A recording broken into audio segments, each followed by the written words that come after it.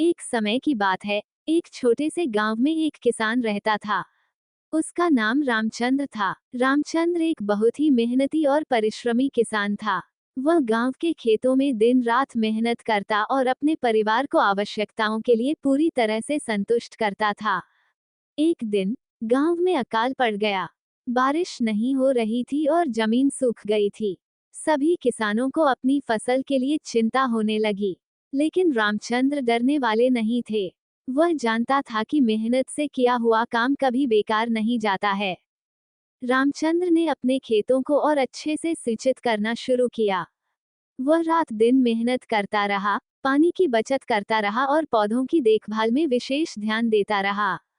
दूसरे किसान उसे हंसते और मजाक उड़ाते रहे, पर रामचंद्र अपने लक्ष्य के प्रति सदा संकल्पबद्ध रहा।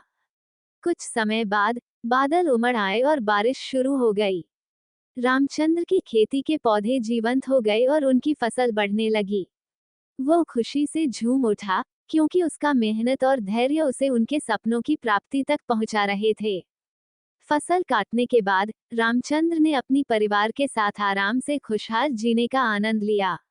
उसकी मेहनत और परिश्रम ने उसे गर्व महसूस करवाया। वह गांव के बाकी किसानों के लिए एक प्रेरणा स्रोत बन गया। आखिरकार गांव की जनता ने उनकी मेहनत और समर्पण को मान्यता दी और उन्हें सम्मानित किया।